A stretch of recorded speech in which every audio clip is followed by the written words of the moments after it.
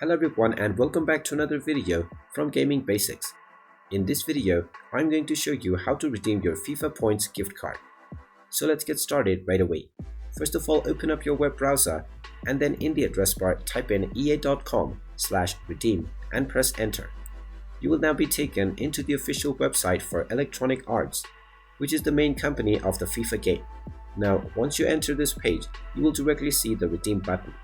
Go ahead and click on the redeem button and you will be asked to log into your account if you haven't done so already.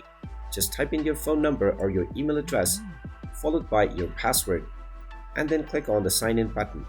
Once you sign into your account, you will directly see the redeem button which you can click on to enter the redeem code.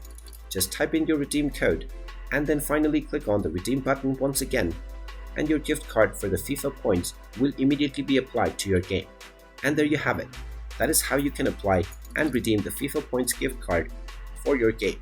If you find this video helpful, make sure you hit that like button and subscribe to our channel if you haven't done so already. Also ring that notification bell to never miss another update from us.